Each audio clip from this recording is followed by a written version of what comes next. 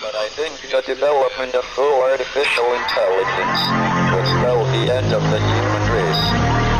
It's a flying object and we don't know what it is. I would hope somebody's checking it out. I don't know whether rockets or whatever, but incredibly fast, opposite direction. They were too fast to be an airplane. I'm glad the Pentagon is looking at this, because if it poses a threat, I want them on top of it. Well, the craft generates its own gravitational field. You said there's lights in the sky? The internet has become the command center for criminals and terrorists. 911, what's your emergency? I need help, please help me! Aliens won't let it happen. You know, that's what we're instructed to say. Roswell, Area 51. Alien kept deep under the ground. 1, 0, 1, 1, 1, 0.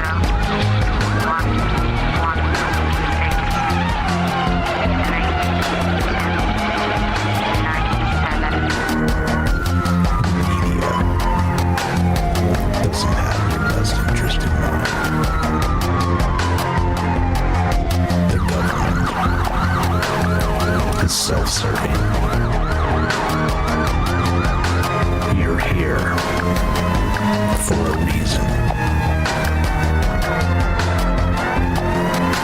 You're listening to Troubled Minds Radio.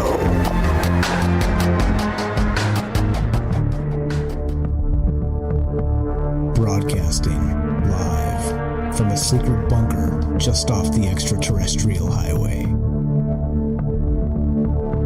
Somewhere in the desert sands outside of Las Vegas. From somewhere in space-time, loosely labeled Generation X on planet Earth.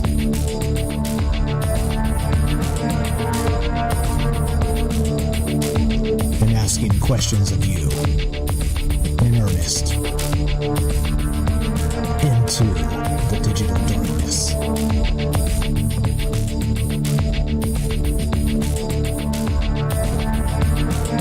Well, good evening and welcome to Troubled Minds Radio. I'm your host, Michael Strange. We're streaming on YouTube, Rumble, X, Twitch, and Kick. I think Rumble's having a Cloudflare problem right now, so let me know in the chat. I can't see Rumble, so you guys let me know. It's become a thing. Rumble has become massively unreliable. Not like it ever was reliable, but anyway, Rumble, kind of, maybe. Let me know in the chat somewhere on Rumble. Anyway, also KUAP Digital Broadcasting. That's, of course, the digital radio station that we reside on, and, of course, it's called KUAP DB, and you can find it at kuapdb.com, and of course 88.4 FM Auckland, New Zealand. Tonight we've got some friends of the show, of course, you know, Salcedo Paranormal, James and Jen. They're going to be on the show tonight. I'll talk to them in just a second here, and we're talking clowns, but not just clowns. There's this, as you know, look, when you look at me and you look at the ideas that I come up with, I try and be inspired by life, whatever that means, okay, in whatever capacity. If I run into something, I'm like, okay, that's kind of interesting. Let me take a note of that. If I learn something, that I didn't know previously, I'm like, oh, that's cool. Let's take a note of that. And then, one thing turns into another, and these rabbit holes become all manner of wild things. And that's exactly the case here. Now, In the past, let's say month or so, I've been up to Tonopah twice. And I told you recently about sort of a haunted style hotel that I was in. It's up in Tonopah as well. And I'm not talking about the hotel, but I did come to find out that the reason I had an uneasy feeling in there was because, yeah, it's known as being a haunted hotel. Who knew? Anyway, so the thing that came to mind as I was kind of just going through some ideas here and talking about what we should consider as, a troubled minds worthy conversation, kicking some ideas around with Jen and James. And I said, hey, look, guys, I've been to this place recently, this clown motel. And many of you have heard of this. It's been featured on Ghost Hunters. Is it Ghost Adventures? Maybe I think is what it's called. It's been featured all kinds of places, all over YouTube. And it's one of those famous places that's kind of like, one of those desert jewels they call it or whatever. Way the hell out there. You have to drive 3 hours out of your way to get to it, or be passing through sort of on a dark desert highway sort of situation. But anyway, it brought to mind a whole lot of things because in particular, this clown motel is situated on right next to a graveyard. And here's a photograph there. You can see this is from Wikipedia. I better cite that because they're draconian and they want to charge you for pictures you take. But anyway, I digress. But it was super cool. I was there, took some pictures and had some, just hung out in a weird parking lot of this weird clown motel place. And look, I don't know, like this whole thing, it's got over 6,000 clowns inside of it. The rooms are sort of decorated as different themes, different scary themes. And it brought to mind a whole lot of ideas because clearly, like I said, if you look next door, there's a cemetery here. And this thing was based on the fact that the father, I'll read you the story as we go. But anyway, that's where we start. Now, again, I've got the egregore on my mind, as I usually do when I talk about these ideas, how we sort of, we build these places and then we sort of create this haunting or this narrative or this mythology around it, this modern folklore. And this place is smack dab in the middle of that mind space. So we'll talk about that and a bunch of other things. Tons of great stuff here to consider and talk about. And of course, without further ado, let's get to our friends. Let's go Jen first. She's the one who was helping me with this episode. James there was just on Ricky's show. Thanks for peeling out and coming over here. Appreciate you very much. Jen, welcome to the thing. There's a ton here in this, and thanks for helping put this show together and the ideas. And welcome to Troubled Minds. How are you tonight? And where do we start with this? I don't know, but yeah, thank you for having me. No, I did a whole lot of thinking about this, and I read everything I could find on it. And, the whole thing with the clown aspect of it is going to be a really good place to start, I think. As far as like you were talking about with the egregore of what is the significance of the clown really in our whole, I guess, just as the symbol of it, our society. And too, with this particular thing, especially since you spent some time there, that's kind of cool. I was really excited about that. And there's a lot of history to the hotel itself we can get into. So I'm looking forward to it. Thanks for having me. Glad to have you. Thanks for being here. Thanks for doing the homework on this and looking forward to what we got to talk about. James, welcome as well. Thanks for being patient here. And thanks for doing the Ricky thing and jumping over here on short notice. And what's up, brother? How you doing tonight? What's going on? Yeah, no, thank you for letting me join you as always. And hello, Jen. And yeah, no, thank you for being patient with me as I got over here as quick as I could. But yeah, looking forward to this topic. As you all know, I look at sort of just people's experiences, and there are some experiences I've heard and read about where people have seen apparitions that appear to be somewhat clown-like, either a clown or something similar. And so it is a thing in the paranormal space as well, obviously. Otherwise, I probably wouldn't be here with you all tonight. I'd probably sit back and just listen. Right on. Yeah, okay, so let me just read this straight from the write-up. It's very good, and that's probably the best way to frame all of this. Where's the time? Okay, good. Okay, so there's a photograph taken sometime in the mid-1980s that nobody has ever seen because it was never taken. It exists only as a hypothetical, the kind of image you construct in your mind when you hear the actual story. In it, two siblings stand in the Nevada desert beside a low cinder block building. Behind them, pressed against the back of the property like a whispered secret, runs the stone wall of a cemetery. The siblings are smiling. Maybe. They have just opened a motel. They have filled the lobby with their father's clown figurines, all 150 of them, because their father loved clowns, and their father is buried on the other side of that wall. And this is the only way they knew how to keep him close. They do not know what they have built. Nobody does. Not yet. This is 1985 when this actual clown motel opened the first time.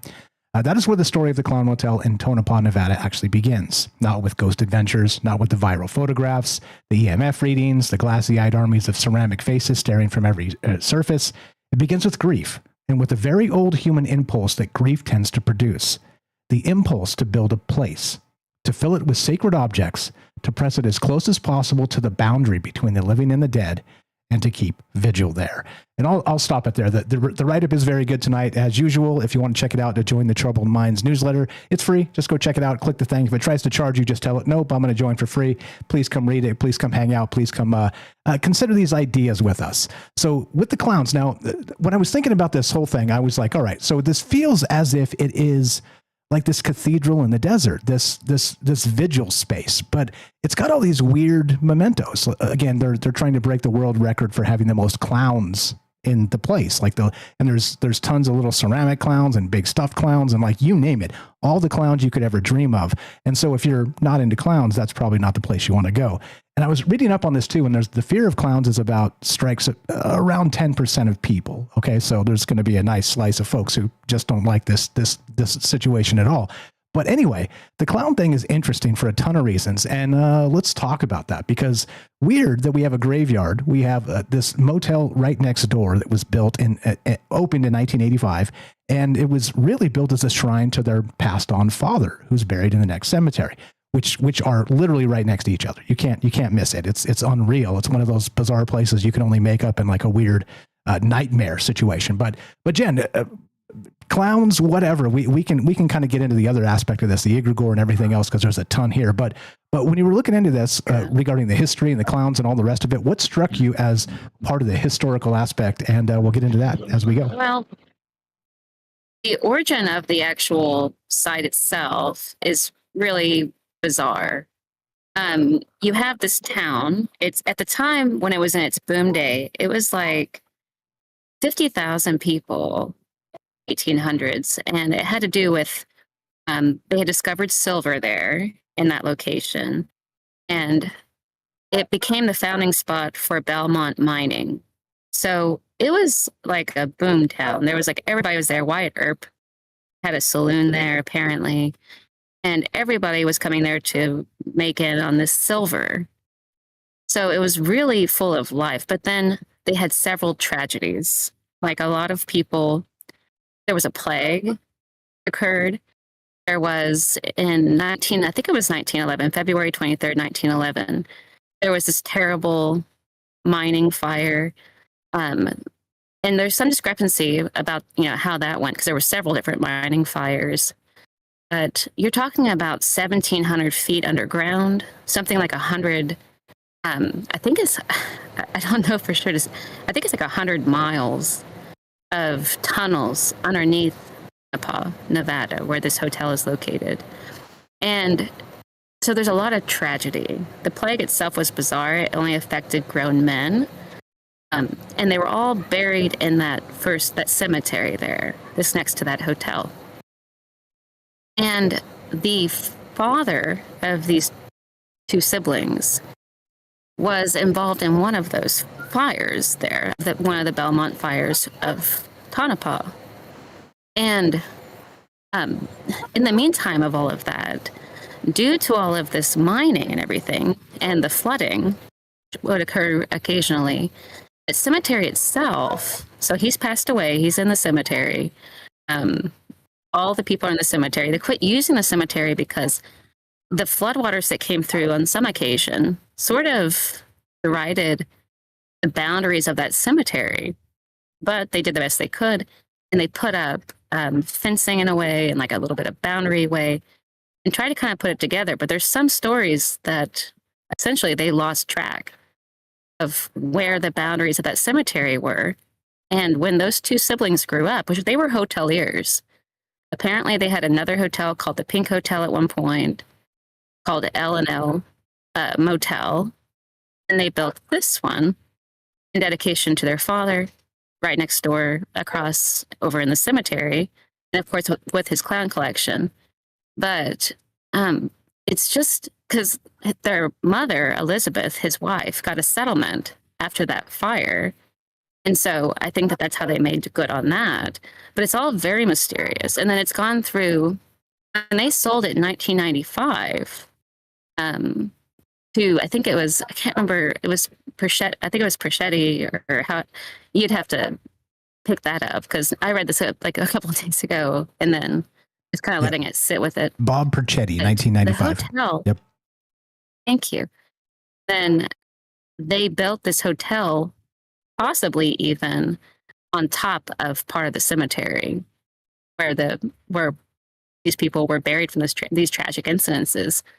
And I think it's really weird with the clown motif itself as being a collection, but when they sold it over the first time, it was part of the contract, according to, I know it was for a fact a part of the contract when it sold the third time after something like 20 years to the newest owner to keep the clowns with it.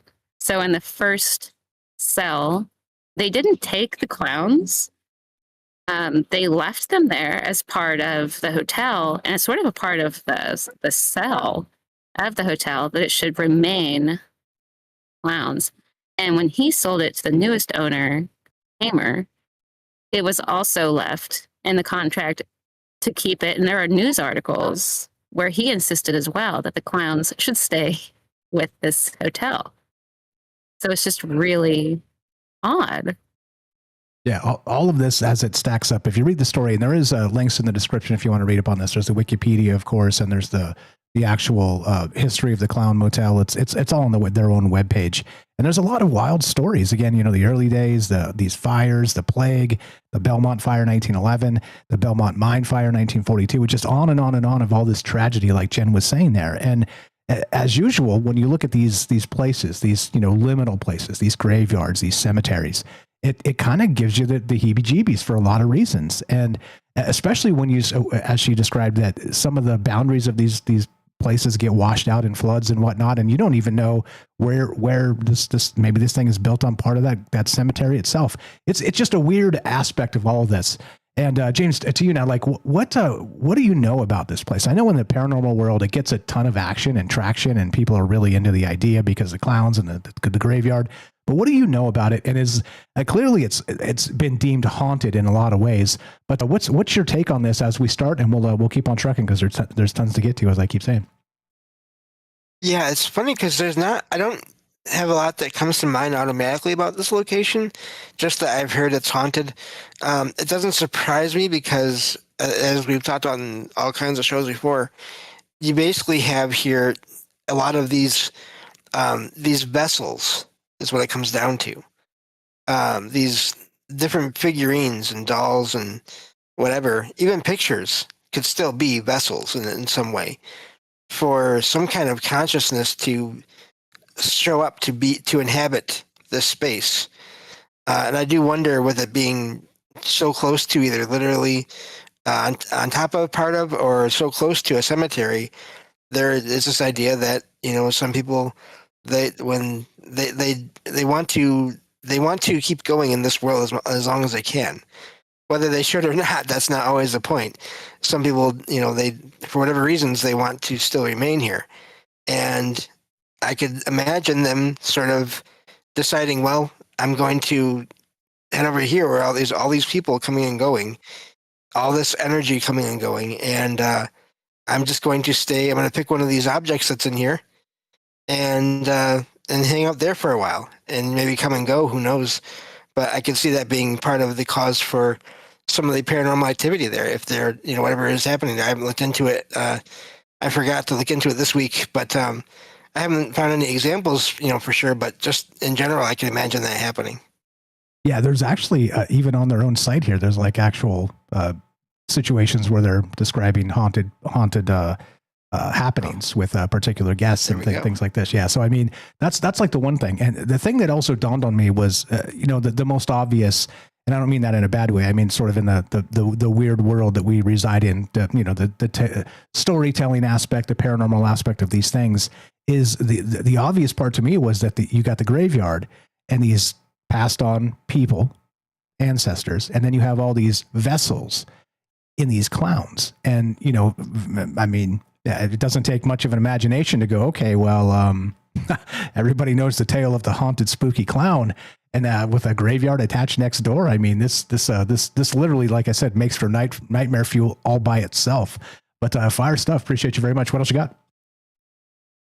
Yeah, and even if it's not, you know, necessarily the people from that graveyard, I mean, anyone who sort of learns about that, any consciousness could use that as cover. It could also be, as we always talk about, to the other side of this, it's all the attention focused on all this whole topic in general of clowns, and or the focus on the dolls. And there's something else to all this too, which is something you talked about a couple episodes ago, the eyes that are on these figures, the eyes being the window to the soul. Well, there's not supposed to be a soul technically attached to any of these things when they're made, but you know, who knows, again, what's happening. And that doesn't necessarily have to be a soul as in someone from the graveyard. It could be just the thought of that being possible.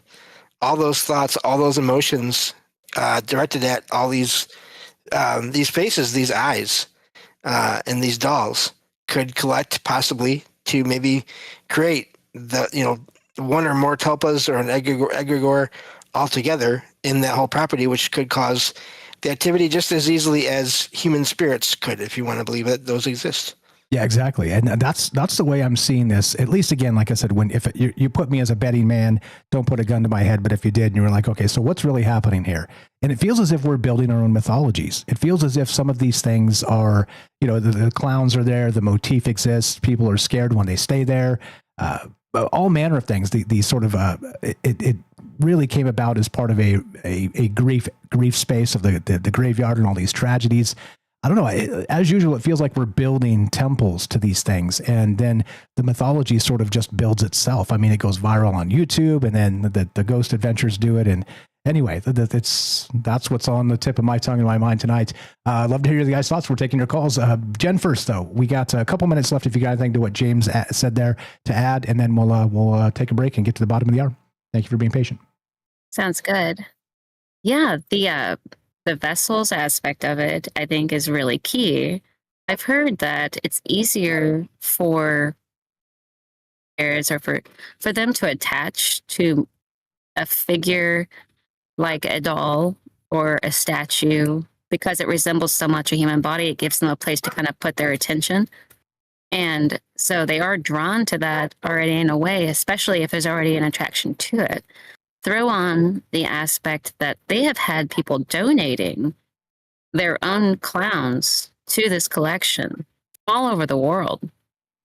So you have that aspect. And then in addition to that, you have sort of the shade of what the clown represents, of sort of a way of de-individualizing, and sort of there's a whole history about how that's been used in warfare.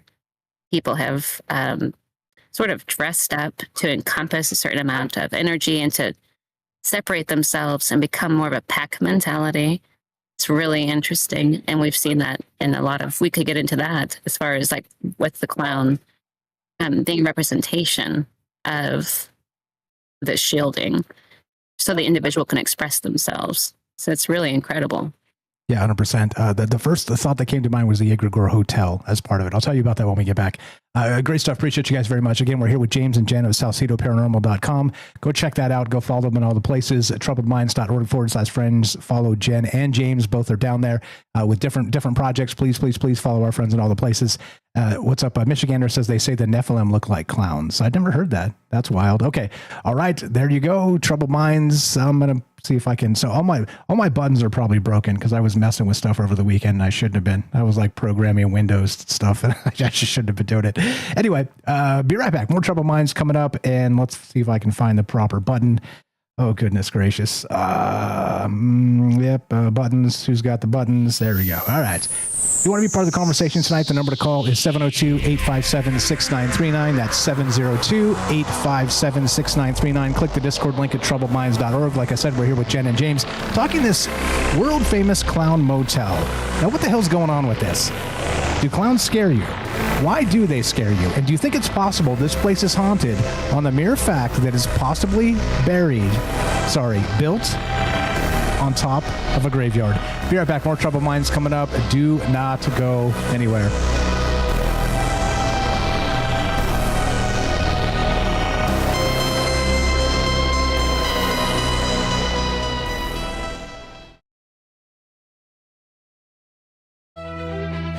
You're tuning into Troubled Minds, the show where mystery knows no bounds. Stay tuned for revelations that'll keep you questioning the fabric of reality. This one's not for the squeamish.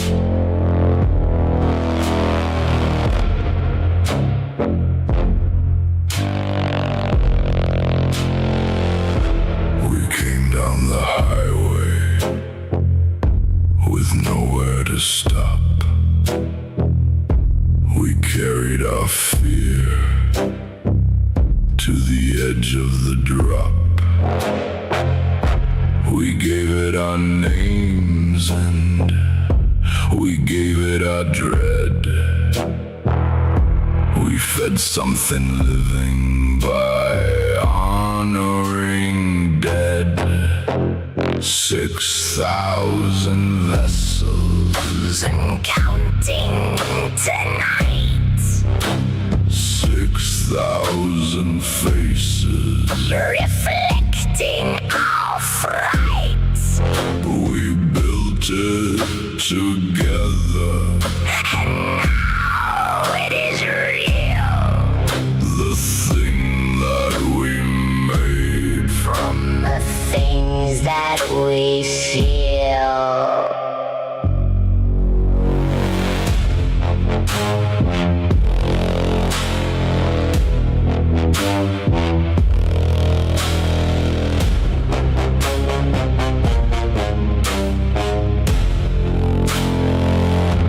The miner said something. The recorders caught. We mined and we died, and we cannot be stopped. The trickster just laughed from the back of the room. A grief become temple, become something in bloom. 6,000 vessels and counting tonight. 6,000 faces. As you can tell, I'm trying to just make him scary as hell. What's up? Hope everybody's well tonight. Sorry if you have nightmares. What's up, Herschel? Joe in Florida. What's up, Roving Fungus, Dragon Rose, Satya, Lunging Mule, Daryl. What's up, James and Jen? Thanks for being here. You're the best. What is going on over on YouTube? If I missed you guys in the chat, just say hi and I'll circle back and get you. Rumble's still broken, so if I don't see it, so if it's not streaming, let me know on Rumble. Stephen England got first. What's up, Fred? Close second. How you guys doing? What's up, Steve J? How you doing? Satya, Michigander, Eli. What's up? Welcome back. We've got ZRF. How you do? ZR1. Yeah, there you go. Charlie Rose. How you doing? Hello from Michigan. Sent over from Salcedo. Thank you. Appreciate you being here. Joe in Florida. What's up? I hope everybody's well tonight. Yeah, Tonopah is a weird place. Like I said, I've been there recently. What's up, Souls Malone? I see you. Good evening, Stephen England. Like I said, hello. Just trying to go through this real fast. All right, here we go. Trouble Minds coming up right now. Here we go. You like that one, did you? Okay, good. No nightmares then. Here we go.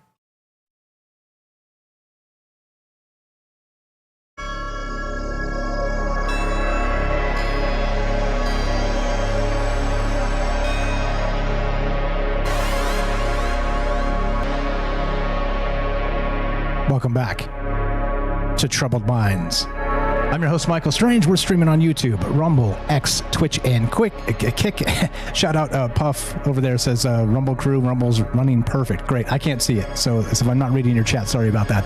We're also broadcasting live on the Troubled Minds Radio Network, KUAP Digital Broadcasting, and of course, 88.4 FM, Auckland, New Zealand. Tonight, the clown is the trickster's modern face. We've talked about Mercury, Loki, Anansi, and Heyoka, which we'll get to tonight as part of this, which is a wild aspect of the trickster. However, every human culture has produced a figure who lives at the threshold between order and chaos, between the living and the dead, between categories that are supposed to stay separate.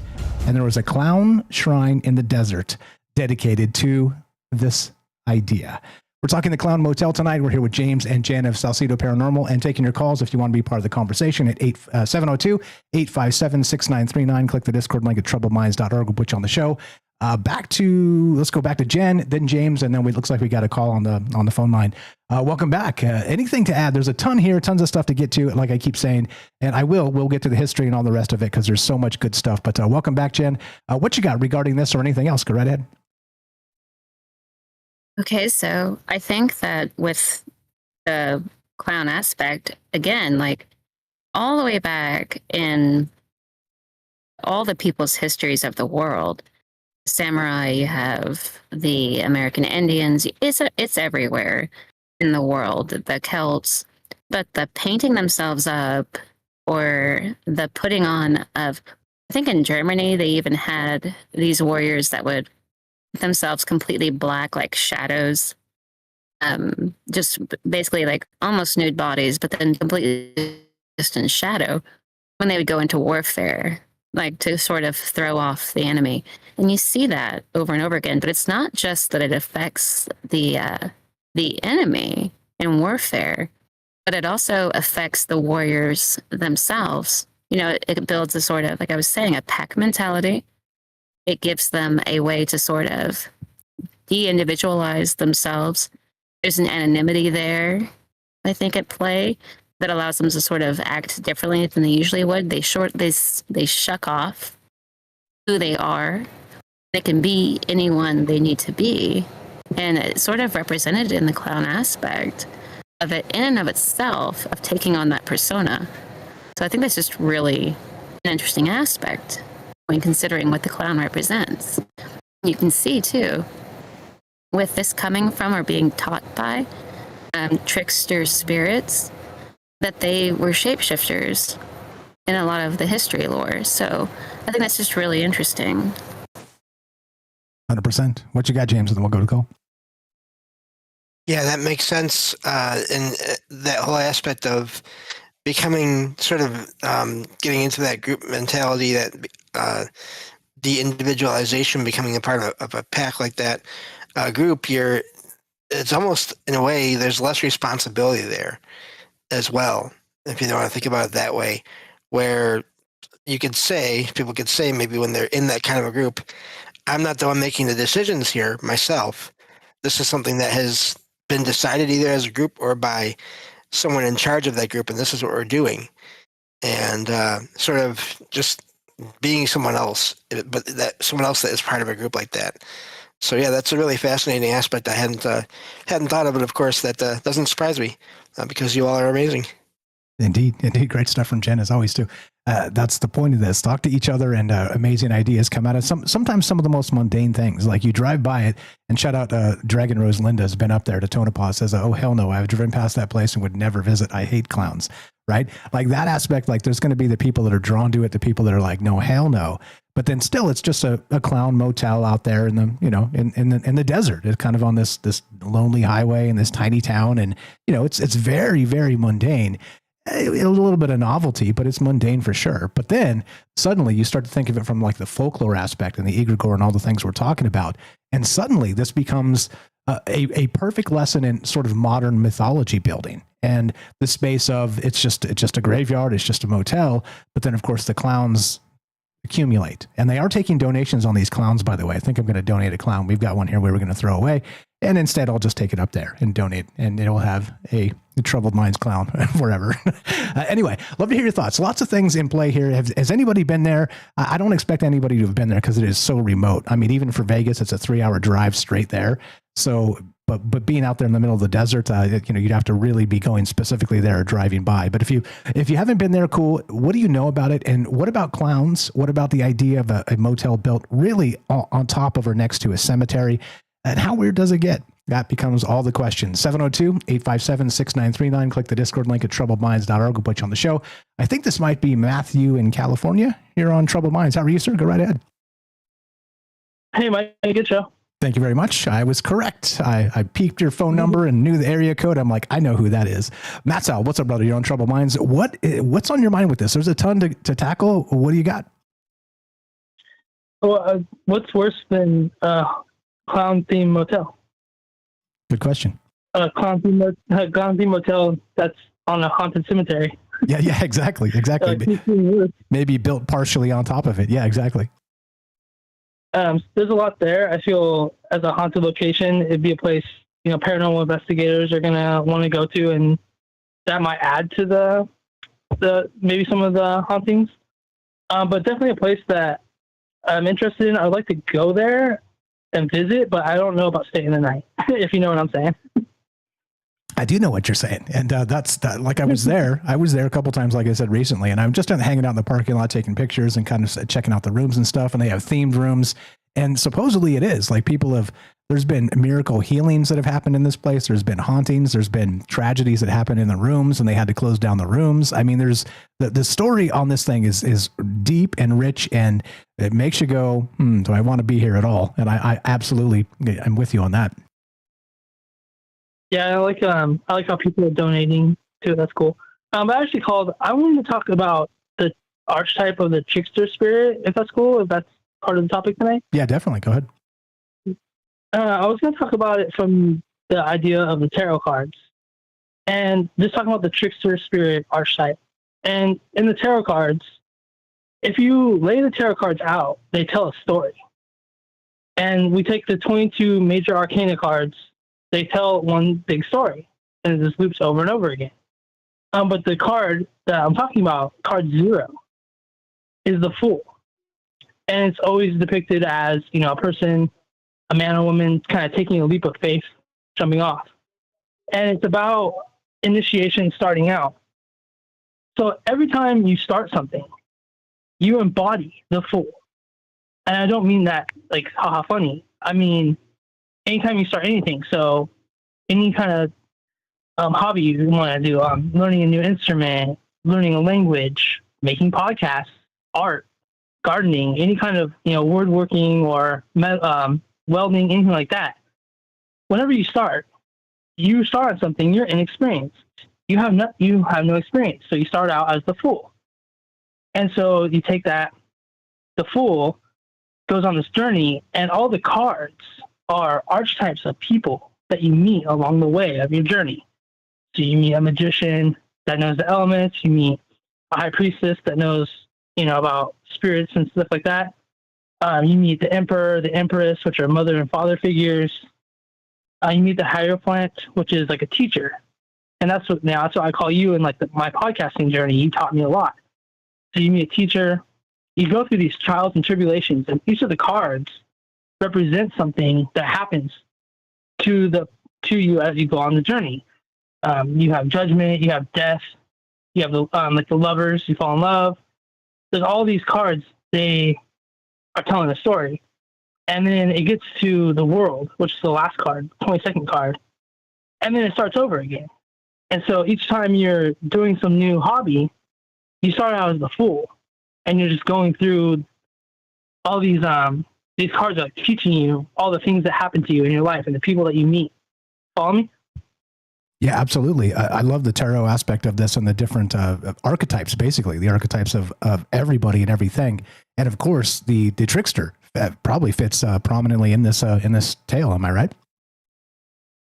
Yeah, and you can also put in the Joseph Campbell, the hero's journey. You can kind of add that kind of aspect to it. But just looking at the Fool, is the planet Uranus.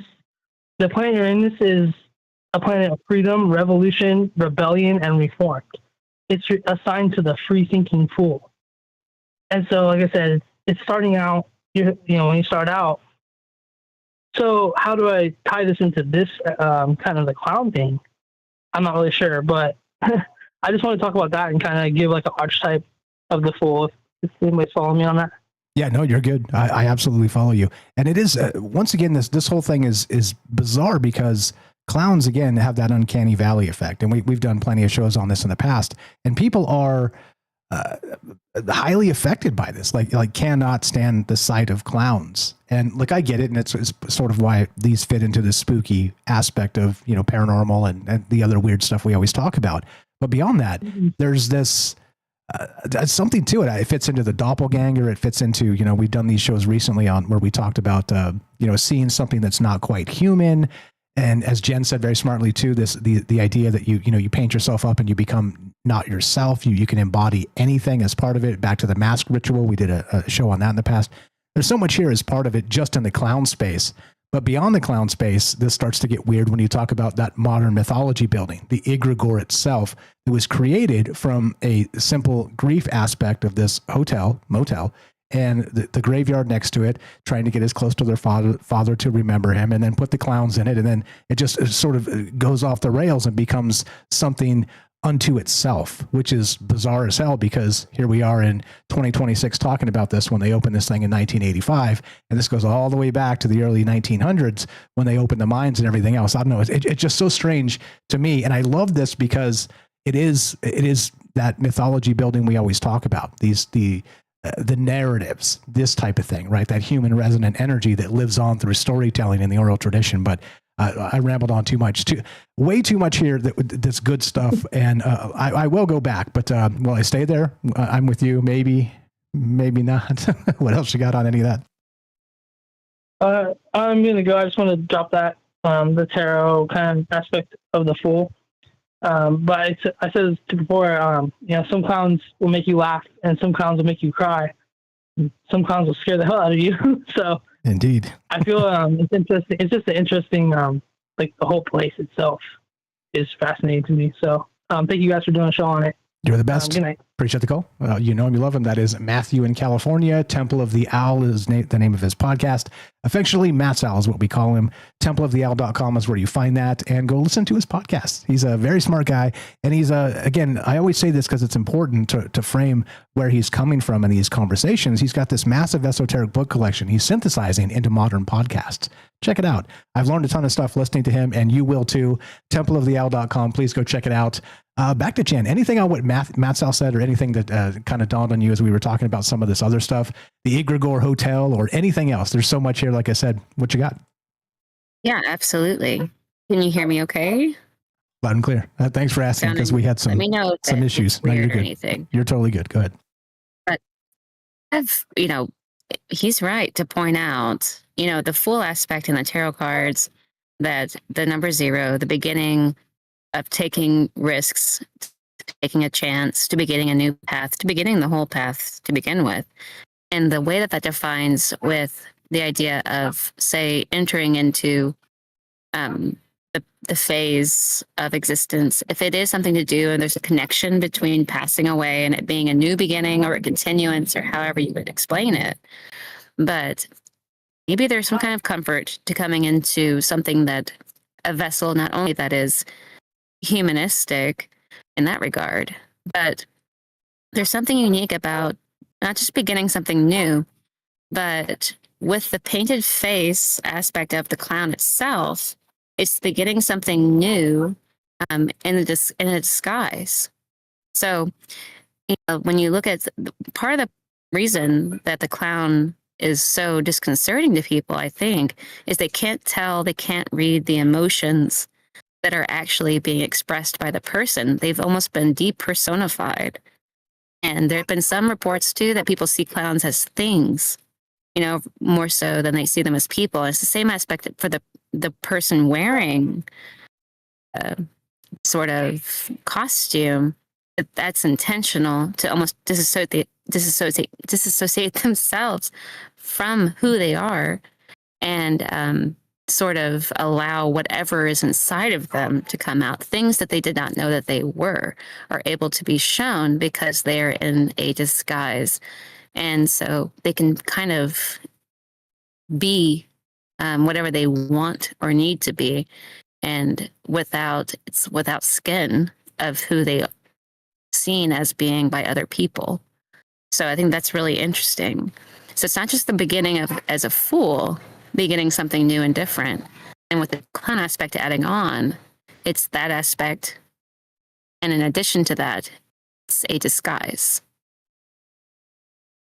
Well said. James, what you got? Yeah, great to hear from Matt Howell there. The other thing I was thinking, and this is going back to more of what you mentioned, both of you mentioned earlier, about the hotel. First of all, the fact that it's a hotel. Anyone that looks into a lot of paranormal stuff will know that hotels, motels are sort of famous hotspots overall for paranormal activity because, again, you have people coming and going. You have all this energy. And then you add in this massive and possibly growing collection of these figurines, these dolls. It's fascinating that they're taking donations from anyone, because if you think about it, there's a huge thing online now, a huge market basically for people to buy and sell and trade and whatever, supposedly haunted objects and dolls. And I'm just imagining someone getting a doll, a clown type doll, having an experience and then thinking, I don't want this anymore. Where can I get rid of this to? And then sending it to this motel and just building up on the energy there possibly over time. But yeah, so it's really fascinating to think about just how all this is building up possibly. And I mean, it may not be that there's, it may not be that there's a ton of these figures that have attachments or what energy surrounding them, but it wouldn't take all of them for there to be activity in that kind of environment. And also just the fact that we have these vessels and they are objects, and it's fascinating to think, as Jenny, we're talking about this perception that some people have of clowns as being more of an object than a person, and now you have these literal objects that are made to look like people. It's just this whole circle of all that is really fascinating, and I wouldn't be surprised if some non-human trickster entities also they come and go from that place. And maybe, you probably know that could be the main cause of activity there. It may not even be people from that area that have passed on that are still there. It's impossible to know. Have you got anything, Jen? He mentioned the feedback loop. I think that's super smart. Go ahead. Yeah. Okay, so what's really interesting is that there's a story at hotel in room 108. The way it's set up, there are only 31 rooms. Originally, there were 33 rooms. But after the expansion and they made these suites and they expanded the museum, it became 31 rooms. Now, really weird thing, kind of, as far as, a way to think about it, is that you have people coming in, they're donating these different figurines, or they're donating these different dolls. And if they do have any kind of, I'm sure there is some type of history to it that they would even want to put them in that location. But the way that the people who died that are possibly underneath the floorboards, was quick. The plague was a matter of days when they passed away. The mine shaft itself, it's a horrific way to die. You have those types of entities, but then when you go into the aspect that there might be in the desert itself, which has a completely different energy to its, and the way that things decompose in the desert very slowly, and it almost sort of mummifies whatever is out there, that you have the shape-shifting entity lore out there. So I do think that them attaching to those locations with that sort of anonymity could be something to it. But room 108, the original one of the desk managers, I'm not sure if it was the original desk manager, but he supposedly, in one of those rooms, had some sort of a medical emergency, called down to the front desk, and the phone didn't ring down at the front desk. It's like a trickster aspect. And there was camera footage, supposedly, where they checked it. And though he had called down on the call logs to the front desk, it didn't show up. They didn't hear it at the front desk. And there was actually camera footage of that. So it's almost a trickster aspect. And then there was another account where people were staying there. Heart medication went missing. And you could consider that like a sort of trickster aspect, but also taking things that might be really important, or somebody having a medical emergency, like the front desk man, like with one of the hotel managers, being in that room and having a medical emergency and trying to call out from room 108, which would be room number 8. I guess I should probably go back to that. So you have 33 rooms reduced to 31 rooms. And then the bottom floor is the 100 row and the top floor is the 200 row. So they just pick up where they left off. So there's a strange anomaly there with the numbering of the rooms. There's not 200 rooms. There's only 31 rooms, but the way they set it up was, floor 1, floor 2. I just think that's really weird. But then with room 108 in particular, that incident happened. And then there were other incidences where things going missing, sort of a trickster aspect to it in and of itself. I lost track of thought for a second and then came full circle. That's okay. That's okay. Perfect. Yeah. I mean, and the weird thing too, not just the floors and it brings to mind the elevator, right? That we're missing the 13th floor for a reason, right? But like I said, back to this, what I was saying is that the egregore part of this, like, remember the Highgate vampire episode where it was sort of they filmed this vampire movie in this particular Highgate cemetery, and then in the months after, it was haunted by vampires. It sort of was building its own mythology, and I feel very, very similar to this particular case. For instance, so only after the Ghost Adventures episode aired that the paranormal activity started accelerating. It's like they brought the camera crews and they sort of made this an international face of spookydom, and everybody, kind of dislikes clowns in some way. But it's almost as if it was kind of this slow burn of this spooky place in the desert, and then it hits TV, and then everybody knows about it, and then YouTube's talking about it, and then it's accelerating, and then all the rest of this stuff turns into one of the most haunted places on earth, or, one of the most haunted hotels anywhere in the country, or at least in North America.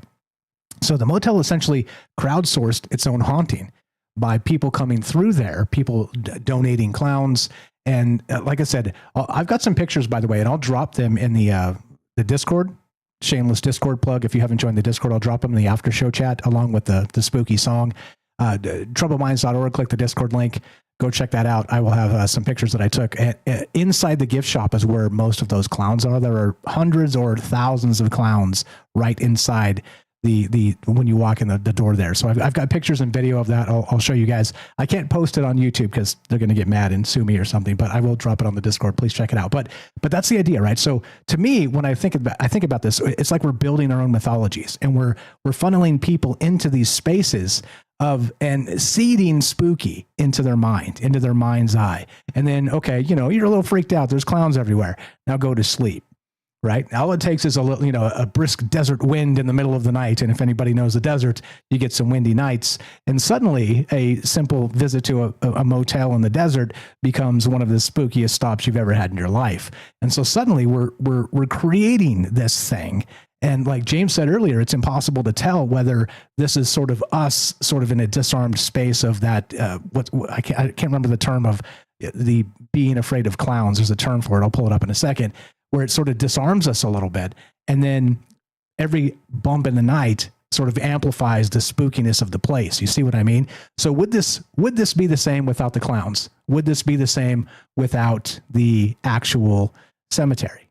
Of course it wouldn't be. And so this sort of becomes back to that idea of narrative building and storytelling and human resonant energy, which I'm always on about, always talking about, because I think it's highly fascinating. So the question is whether the entity itself the investigators keep finding is a residual from the cemetery miners, as stated, or something that coalesced after the cameras showed up. And that, when I got there and started doing a little digging and reading a lot of the stuff Jen was reading, fire stuff, she did a ton of research on this, it started to make some sense to me. But again, how do you quantify those things in the mind's eye of the human Spookyville? I don't know. Love to hear your thoughts on this. We're taking your calls if you want to be part of the conversation. 702-857-6939. You can click the Discord link at troubledminds.org. We'll put you on the show. Let me pull up the clock here. I'm a little bit out of sorts because, timing's perfect. A little bit out of sorts because I moved some stuff around, and updated some of the things. So check out some of the things, by the way, like the bunker's new. And anyway, tonight we're here with James and Jen of Salcedo Paranormal. We're talking about this clown motel, but not just that. Building mythologies, modern mythologies. What about building things on top of graveyards? What about venerating our ancestors? And how does this fit into the larger context and space of, well, everything? One more time, 702-857-6939. Click the Discord link at troubledminds.org. Be right back. More on the way. Do not go anywhere. My controller doesn't work. I have to do this manually. Here we go.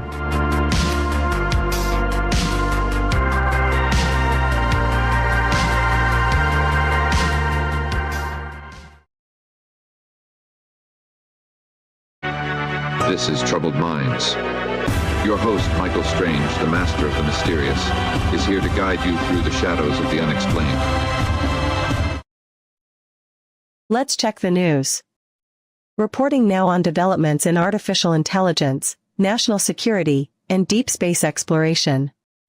Despite months of legal battles and a White House order barring federal agencies from using Anthropic's services, the National Security Agency is reportedly using the company's newly released AI model, known as Mythos Preview. Two sources familiar with the matter told the news outlet Axios that the NSA is among roughly 40 organizations granted access to the tool, which Anthropic describes as especially capable at computer security tasks.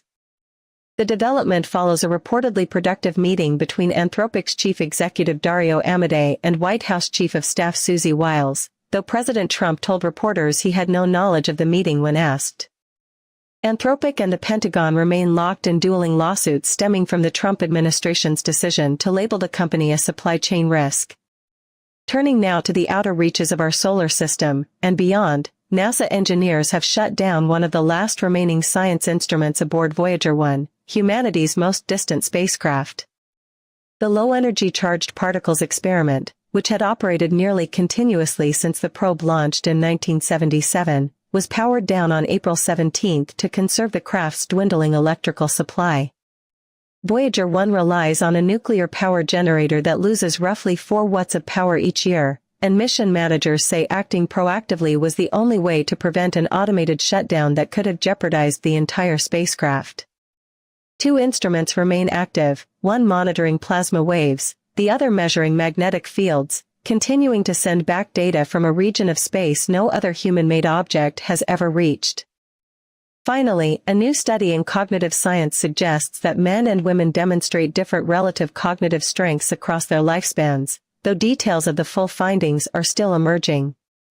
Researchers note that the differences observed appear to shift with age, adding nuance to long-standing debates about cognition and biological sex.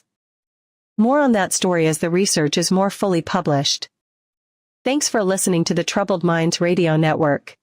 Indeed.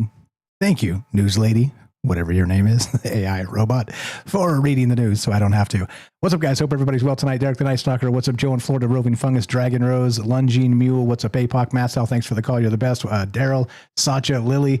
You guys are all the best, by the way, as you know. Sorry, Rumble. So Puff said that Rumble's working. Shout out Rumble crew. I can't see the chat. I'll put a screenshot when we finish. It's literally just a spinning cloud flare thing that says verify you're human, and I can't get into Rumble. Apparently I set up the stream, but I just can't get into Rumble. None of Rumble, the homepage, nothing. So anyway, whatever. I don't think it's me. I think it's probably them in some server space. But anyway, what's up? Verify you're a human. Apparently I'm not human. I'm not human enough to get onto Rumble. Yeah, or something. Here, let's get the time up and stuff. Let's do this properly. Okay. What's up, Sweets? Miss Honeybee, I see you there. Satya, what's up, Fred? Good evening, guys. Hope everybody's well tonight. Just hanging out, doing Troubled Mind stuff. Lily in Australia, how are you? What is going on? Yeah, verify you are human. Verify you are human. Apparently, I've lost the ability to verify I'm human. What's up, Charlie Rose? How you doing? Right, can't see the emotions of the clowns. Indeed. James Sweets, Dragon Rose, what's up? If I missed anybody, just say hi and I'll say hi back. Sorry to the Rumble crew. I can't shout you out individually. We got Maga there. Sweets, what's up? What's up? What's up? Good evening. Good evening. And yeah, so sorry about that. That's just the way it goes. Michigander, what's up? Welcome. Stephen England, Souls Malone. Yeah, that's that. That's that. We got somebody on the phone line. We got Derek. Derek, let me know if you want to go earlier or later. You tell me if you want to wait till the bottom of the hour or something. or you tell me, brother, we'll get you in. And what's up, Sylvain? There he is. I see you there over on Twitch. Hope everybody's well tonight. Just hanging out, doing Troubled Mind stuff. And like I said, I've been to this place. That's why it's kind of on my mind tonight. It's, it's been in the paranormal zeitgeist for a long time. But in this particular place, once you've been there and seen it, you can kind of see the seedy stuff. Anyway, okay, gotcha. Derek the Night Stalker coming up. If you're on the phone, hang tight. We'll get to you momentarily. Please be patient. Here we go. Troubled Minds happening right about now. And let's do it. Here we go.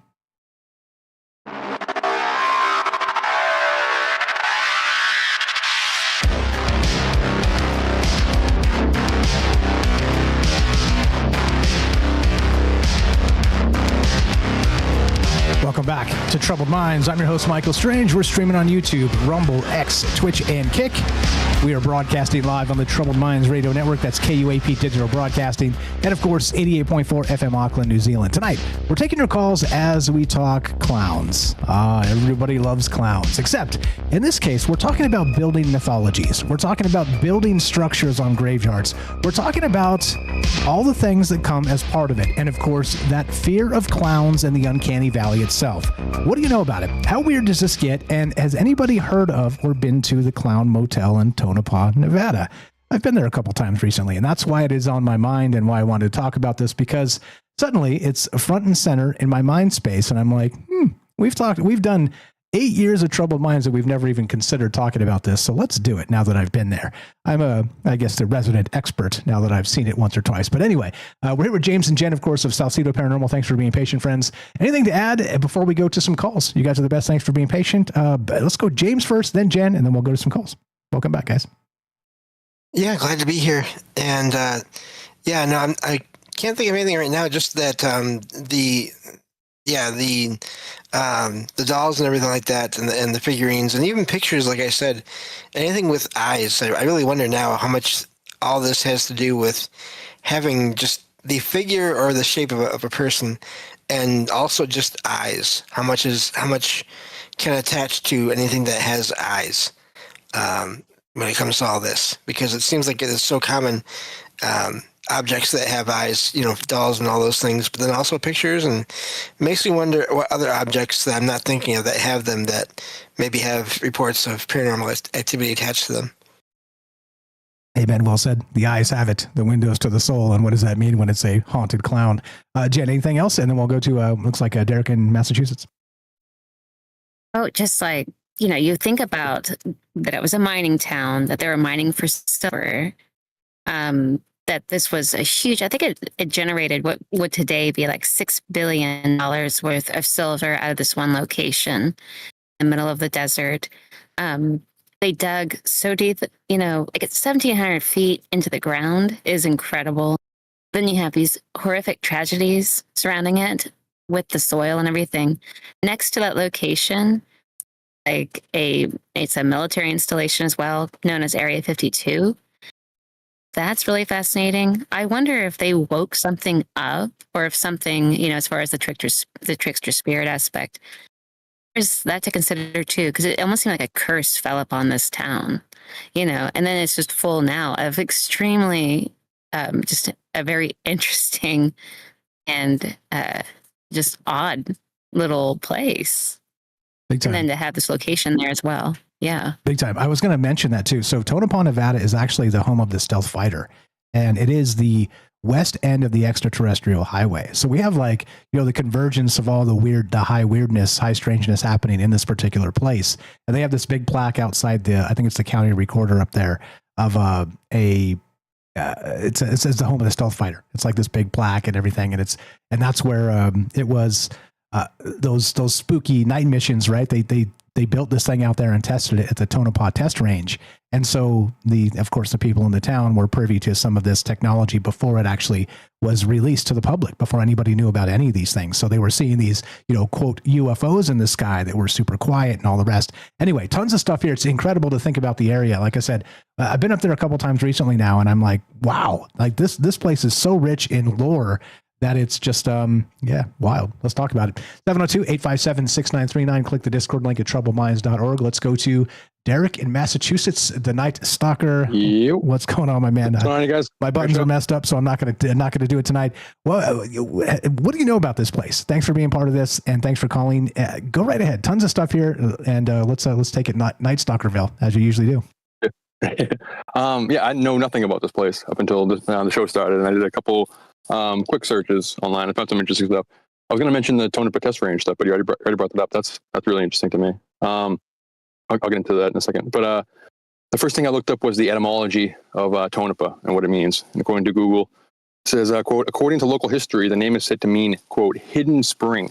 So springs are like, we talk about rivers all the time. Springs is the other mystical source water. It erupts from the ground, it erupts from the underworld. And I asked the AI to list me detailed spring sacred spring legends from each mythology, which is too long, and I found some other stuff that's cooler. So, but it's everywhere, and it specifically means signifies gateways. It signifies kind of entryways to the other world, or magic erupting from beneath, like from the gods or from whoever. So this liminal area you're talking about, these mystical source waters, this is what the place is named after. Which is interesting to me.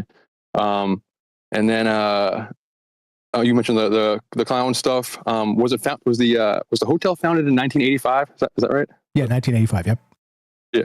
So that's weird. And it says here that there's claims that dreams and nightmares will increase when people were in that hotel, and that clowns are possessed by cemetery spirits, yada yada. But founded in 1985, and dreams and nightmares increasing.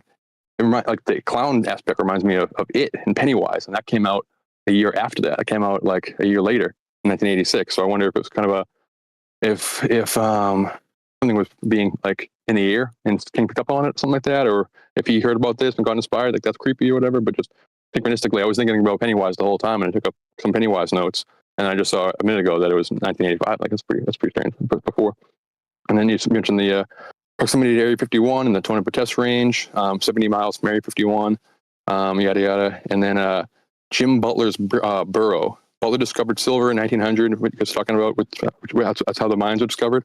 But he says that the legend says that he kicked over a rock, revealing silver, and it's kind of happenstance. But some versions of the story say that he was guided by spirits, and it was like it wasn't just luck. It's like he was following something, like something led him there. So when Jen was talking about maybe something was opened up, maybe something, it's exactly the last season of Stranger Things when the Mind Flayer kind of lured young Henry into those caves, and then in order to like fuse him with his energy so that they can open the gate. It's like that area was kind of liminal, and something from beyond the veil like slipped into his psyche and nudged him over to this location so that he can open the door. And it's kind of similar to what's going on. UFO strangeness, there's some S4 rumors tied to that with Bulbasaur stuff. I'm saying that these things have been moved between Groom Lake and Tonopah test range. But there's also a ton of cattle mutilations. And there was Nye County had a wave of unexplained livestock deaths in the 70s and 80s, which is interesting. And I did a little checkup on that. But just the mining company aspect with all of the accidents and the fires and everything, that's exactly like in the mythology in Derry, Maine, around Pennywise, is that it causes a bunch of weirdness every few years. So there's like the only thing that kind of the rest of the world knows is that this town has some really bad luck, and there's mysterious fires and mysterious disasters and cave-ins and all this kind of stuff. And they have underground tunnels and underground sewers where kind of this entity kind of lives and dwells, and kind of everyone's being lured down to. Similar to the Old Gods of Appalachia podcast, all about these like mythical stories about these mines that kind of opened up some Lovecraftian old one that's been down in the most ancient part of the earth, and also with the tunnels and Stranger Things. So there's some kind of underground mythology happening. But I'm rambling. What do you think about that? Now, fire stuff. I think you're spot on with a lot of this. And again, with the test range itself, like I said, this is smack dab, in the weird space of UFOville. I mean, this is UFO Alley. This is one of those places. I mean, you could call it a hot spot, but clearly there's a test range there. Clearly that, it came out that this was the home of the stealth fighter. But again, not just that, all of these tragedies that go back and this sort of, it's the definition of a ghost town, except it's still sort of hanging on. It's still there a little bit. And as usual, probably the local military base is kind of propping it up. They got some money coming through that, you know, the contractors and stuff. But I mean, without that, I think this may have dried up just like many others, which is, and Southern Nevada is rife with these places. It's incredible, like Searchlight, and there's some of these other places that I will talk about, and I'm going to go to and do some documenting and stuff, talking to local historians and whatnot. It's just too much when I'm driving out. I'm like talking to Grok, and I'm like, tell me about this highway I'm on. Yeah, was it part of the old Spanish Trail from New Mexico to California? And it's like, oh, actually, it was. But the first 7 miles, like it's crazy. The stuff that's the history down here is just absolutely absurd, and in the best of ways. And I'm into it, and that's why I'm talking about this tonight, because I've been doing a little bit of excursionary stuff for work, and it is like the history here is just off the chart crazy good. Yeah, it's feeling like that whole area is just kind of weird nexus. Is all kind of lores about Phoenix being some kind of ancient Shangri-La type area, and just all kind of, I don't know. There's a reason why I think all these mystics and military are going out there to do their rituals / experiments. To the cattle mutilations, there's a bunch of stuff, but essentially it says that in the 1970s there was a huge wave that finally reached Nevada. In 1973, a lot of farmers started reporting cattle mutilation picking up a lot. The same period at the FBI and Senator Harrison Schmitt's 1979 Albuquerque mutilation conference noted that there are 15 states affected all around that kind of area. They describe bloodless carcasses and all the regular stuff. But then between 1970s and 80s, there was a 10,000 cattle claims along the 37th parallel, which is a pretty cool thread. There's a book, Ben Mesrick's 37th Parallel, talks all about how there's like the UFO highway goes along, like I say, a specific latitude line. And 37th Parallel, he says it has a bunch of aquifers running underneath it. In the interview I listened to him, he didn't mention the fact that these aquifers are mystical source waters, but he says he doesn't know why this is going on, and that the one thing that the 37th Parallel has all the aquifers in the country all running around it, which is weird. So it's some kind of like weird latitude line that has a bunch of sacred springs and sacred mystical source waters underneath it, all kind of crescendoing into this area that they're doing military UFO experiments and all kind of weird stuff, and also has high dangerous rituals and cattle mutilations. I don't know, just a really strange thing. And it just goes on to say there's a bunch more cattle mutilations. There was a family lost 600 of them, all around Nye County, all around that area, which is just very, very strange. And then Jen mentioned that something about February 23rd. What was that about the hotel? February 20th. It was founded February 23rd. Is that what it was? Do you remember? Yeah. Oh, it was one of the mine fire of February 23rd, 1911. Where 17 individuals died in this terrible fire. Now, like a couple weeks ago, I won't get into this whole rabbit hole, but Chris Knowles did a whole big presentation all around like February 23rd. It's Scully's birthday, but it's also the date that Annihilation came out, and all about these like synchronicities involving the Shimmer, which, like, long story short, the Shimmer is just a depiction of this liminal area where something foreign, it's like a color out of space parallel, James, where something kind of foreign gets into an area and just makes it weird and just causes a ton of high strangeness. And in the instance of that, it causes a bunch of crafty and body horror and stuff. But it kind of like essentially it just is a liminal area. And now we have the Sacred Springs stuff there. We have that synchronicity. We have all of the high strangeness around there. We have the military testing around there. I don't know, it seems like it's on a portal. So it just, and then the Nephilim look like clown things. Do you want a little bit of that? I have a little bit of that if you want. Yeah, go for it. So the thread I like the most is that the DMT elves look like clowns, and the DMT clockwork jesters and all that kind of stuff is interesting to me. But then there's a popular rabbit hole called the Nephilim look like clowns, and it's like a book. But I asked the AI to kind of break it down for me. The core claim of the thread is that the Nephilim equals clowns. It argues that the biblical Nephilim is they had exaggerated features that later became the archetype for clowns. The white pale skin, oversized heads, broad painted smiles, bulbous noses, large feet and hands, unnatural proportions, loud clothing. He says that these are all distorted memories of Nephilim appearances passed down through the folklore, and then kind of manifesting in the clown fear and stuff. The evidence says that these they were men of renown, violent, chaotic, and taught forbidden arts. Frames these clowns as tricksters, chaos bringers.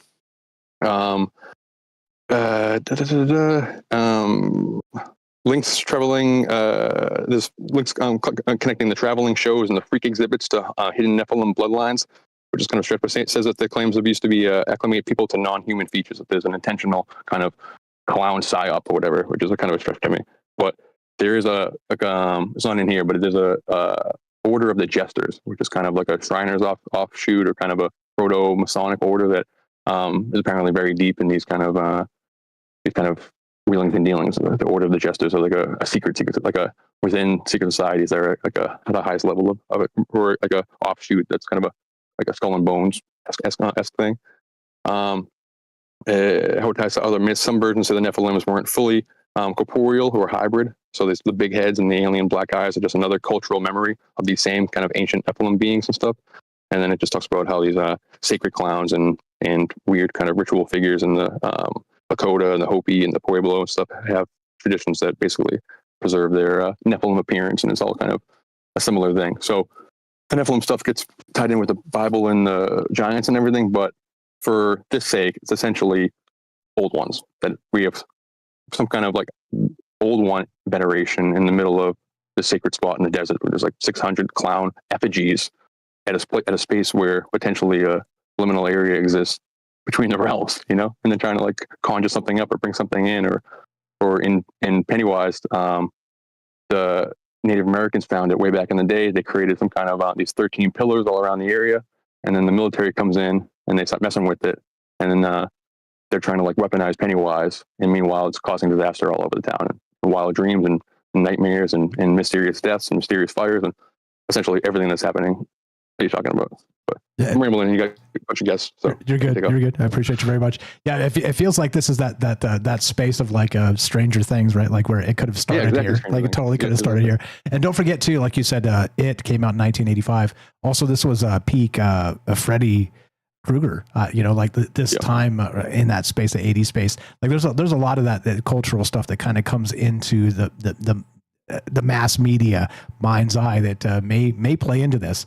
I'll dig a little deeper because I think there's probably a ton more that we can get into, but fire stuff as always, brother. Appreciate you very much. Thanks for being here, and talk to you soon. Have a great night. Thank you. Great show. You're the best. You know him, you love him. Derek the Night Stalker. Give him a follow. troubledminds.org/friends. Scroll down. Very simple. It's under Night Stalker under N. Let's go inspire him to make some more content because he's a brilliant guy and a very good friend. He's just a very nice guy, and we need more nice guys in the world. That's for sure. Let's go to the call because they've been waiting for a long time, and then we'll round it out with you guys, James and Jen. Thanks for being patient. 702-857-6939. What's your first name? Where you're calling from on the phone line? You're on Troubled Minds. Go right ahead. Test one. Theo from Philly. Theo from Philly. What's up? Theo from Philly, the official poet of Troubled Minds. What's up, brother? What do you got for us tonight? Welcome to the thing. Thanks for calling. Yeah, I love clowns, or I don't love clowns, but I've got like very love-hate relationship with clowns. Is my audio all good right now? You sound great. Okay, yeah. I actually used to collect clown paintings where back in the day I would kind of go from thrift store to thrift store and try to buy as many clown paintings as I could. Not because I actually like clowns that much, but it's kind of like more about the artist. Like, who in their right mind decides to paint a clown? What drives somebody to do that? Just like such a weird thing to paint. Does it represent something really like fun and innocent from their childhood? It's a good point. I don't know. Like, it's a good point. Strange hobby, painting clowns, It's a good point. Though I'm a D&D weirdo, and so I spent some time painting lead miniatures of orcs and goblins and things. So, I can't really talk. Just saying. Yeah. But yeah, I just think like clowns are kind of interesting, like they are like the epitome of theater, like they are supposed to be happy all the time. They are out in the center of the stage. They're wearing makeup and supposedly a wig. And I don't know, something about them is just like so very ethereal. Or sorry? No, you're good. Yeah, but regardless, I've got a poem for you guys. Love to hear it. Okay. And this was hastily written, so here it goes. The forest was empty until the circus neared, and the trees were cut down as the clowns came near. The circus is ready, and the ringmaster calls, as the chimpanzees are riding unicycles, and the lion tamers get mauled. But the crowd shushes down, for the show is finally here. It is time for the great clown Karamazov to finally appear. He sits in his dressing room and fluffs his curly red hair while looking in the mirror and wondering if he is still all there. With a somersault and a leap, he dashes into the ring and begins a merry song, which he proceeds to sing. I am Karamazov, the clown. I come from the east. I am here to bring joy to the mighty and the meek. He juggles 3 balls while smoking a cigar that explodes, all the while worrying that his act might implode. For although he is merriment and joy completely embodied, it is all a facade, and his act is quite shoddy.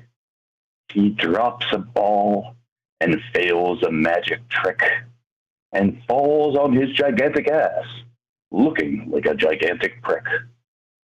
And the crowd starts laughing, but not in the way he'd like. He wanted to crawl backstage and run out of sight. Don't laugh at me. I am not a joke. He sobbed and he whined, and realized his gaffe. His life was too silly, nothing more than a simple laugh. Very good. Very good. You sure that was hastily written? Yeah, that's my poem. You didn't get any future stuff from it feels like when you call in and read us a poem, you were so tuned in to what we're doing. It's I don't know. It's a little bit magical, my friend. Don't sell yourself short. That is absolutely. I tried to give it proper emphasis this time. I'm trying to work on my elocution a little bit. So I think that's why it was good this time. It's good every time, sir. Keep dreaming, keep writing, keep calling. Always a pleasure. Love you. Can I share your Substack yet? No, not yet. Someday, man. Someday we will all share Substacks. Okay. One day we'll rub our Substacks together. You're the best. Appreciate the call. Thanks for the poem, and have a fantastic night. All right, toodles. You're the best. Theo in Philly, the official poet of Troubled Minds for obvious reasons. He just called in one night and read a poem, and then he kept doing it, and fire stuff. Let's go. Let's go James, then we'll go Jen, and then we'll take a break. James, anything you got on what Derek said? There was a ton there, and a ton of what Theo said, or if you got new ideas, love to hear them all. What you got? Great call from Theo. It was so weird how this works.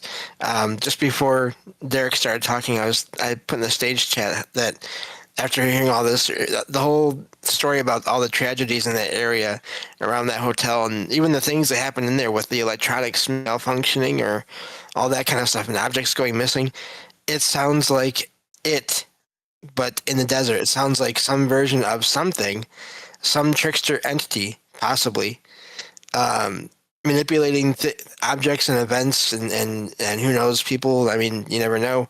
Influences to cause things to happen in a certain way. And I'm not saying that's happening. I'm just saying there are possibly eerie parallels between some of these events that have happened in this area and fiction that came out later. I'm really wondering if I think Derek said this too, was King aware of some of this, and it possibly was part of an inspiration for that whole book of It with Pennywise. Yeah, I wonder how much he was tuned into that.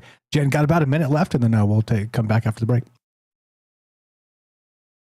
Okay, so just north of there, quite a ways. I mean, all of this is pretty spread out over the desert, but it's the Lovelock Cave. So you have the Sudaka, the red-haired giants that were, kind of burnt up in a cave, defeated that way. They were thought to be cannibals.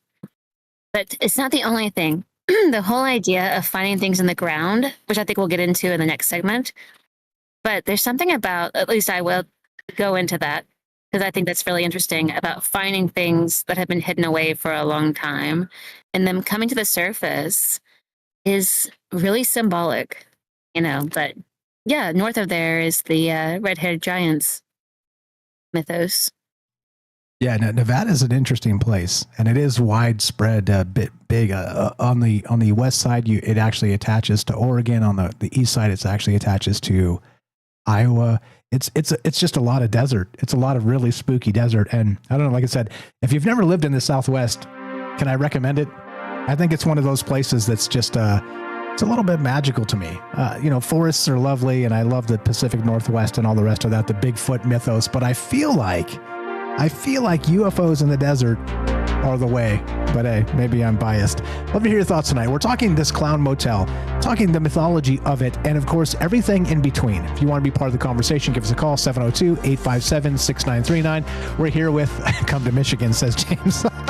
Ooh, too cold for me. We're here with James and Jen of Salcedo Paranormal, taking your calls. Be right back. More Troubled Minds on the way. Do not go anywhere. Real quick shout out to Casey on Twitter X. The chat doesn't come through, so I wanted to make sure we do see your chat, and thanks for being part of this. Be right back. More Troubled Minds on the way. Do not go anywhere.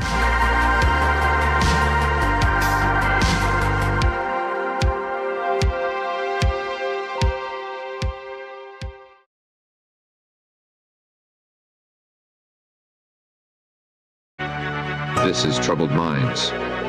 Your host, Michael Strange, the master of the mysterious, is here to guide you through the shadows of the unexplained. Let's check the news. Blue Origin's New Glenn rocket achieved a significant milestone yesterday, successfully landing its first stage booster for the second time, officially joining the ranks of reusable launch vehicles. The win was tempered, however, by a setback for payload customer AST SpaceMobile, whose Bluebird 7 satellite was delivered to a lower orbit than intended by the rocket's second stage, leaving the space-based cell tower functionally inoperable and scheduled for deorbit. Jeff Bezos marked the occasion by posting video of the landing on X without comment. Turning to the natural world, a study published in the journal Science Advances has identified a surprising new player in Earth's rainfall cycle, soil fungi. Researchers found that certain fungal species secrete ice-nucleating proteins into the soil, which are then carried aloft by wind into the upper atmosphere, where they act as powerful seeds for ice crystal formation and, ultimately, precipitation. The discovery suggests these microscopic organisms may be quietly regulating weather patterns across forest ecosystems in ways scientists are only beginning to understand. And finally, a study out of Shanghai Jiaotong University is challenging one of our most deeply held assumptions about sensory focus. Contrary to the widespread belief that closing your eyes sharpens your hearing, researchers found that participants actually performed worse at detecting sounds with their eyes shut, requiring sounds to be nearly 1.5 decibels louder before they could be perceived. Brain activity monitoring revealed that closing the eyes triggers more aggressive auditory filtering, while watching a video related to the sound being heard improved detection sensitivity by nearly 3 decibels. The findings suggest the relationship between our senses may be far more cooperative, and far less competitive, than previously assumed. Thanks for listening to the Troubled Minds Radio Network. Isn't that fascinating? Like I said, I hand curate the news. I don't hand that off to the AI because it's important to kind of notice what's happening out there. Anyway, what's up? Hope everybody's well tonight. Eric, what's up? Joe, Roving Fungus. We got Dragon Rose, Sacha, APOC, Matsel, thanks for the call. Daryl, Lily, and Karen, I see you there. Thanks to James and Jen for being here tonight and helping formulate the show. Appreciate you guys very much. Miss Honeybee, I see you. And the whole shout out the whole Rumble crew. Like I said, I'm still trying to prove I'm a human to even see Rumble, any Rumble. So sorry about that, but shout out Rumble crew. We did have a puff sighting over on the YouTube. So hey, what's up, guys? This is weird, right? Clowns are weird all by themselves, but then once you start to stack high strangeness in a particular weird desert highway, very X-Files-esque, it feels like an X-Files should have been shot in this place, 100%. What do we got time wise? I don't know. I'm a disaster tonight because all my stuff's there we go. We're good. Okay. Anyway, more coming up here. You guys are the best. Lily in Australia, I see there. Hope everybody's well tonight. Just interesting news. Let's hope that's the case, and let's hope we get more interesting news as we go.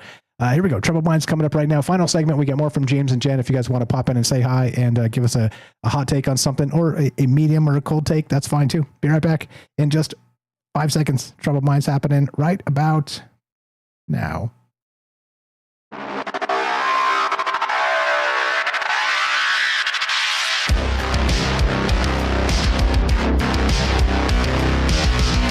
Welcome back to Troubled Minds. I'm your host, Michael Strange. Blah, blah, all the places, all the things, troubledminds.org. Come follow our friends, troubledminds.org. Click the friends link, scroll down, all the things. Look, everything's there, the Substack, the radio station, the Discord, the phone number. Oh, actually, wait, I didn't update the phone number on the... one final thing to update, I just noticed. Don't you worry about that little wrong phone number on the website. I'll get that fixed up. Anyway, tonight we're talking clowns. We're talking Tonopah. We're talking the extraterrestrial highway. We're talking high strangeness and how all these spaces come together, not just tonight as a conversation, but in the human mind's eye, which is one of my favorite things, when you can kind of mix ideas and talk about them, kind of off the cuff and just consider, what the hell are we missing? Like I said, this has been a fantastic journey for me, because the dream has always been to just talk about people about incredible ideas, regular people about incredible ideas, not just, do a 15-minute blurb that you read and then put it out as a podcast. Talk to people, take calls, never know what's coming next, roll with the chaos, and find a way to, maybe as a chaos magician, make it all work. Here we are. Welcome back to Troubled Minds. We're here with James and Jen of Salcedo Paranormal tonight, talking clowns, talking this clown motel and the Tonopah test range and the high strangeness that's happening out there and the the extraterrestrial highway.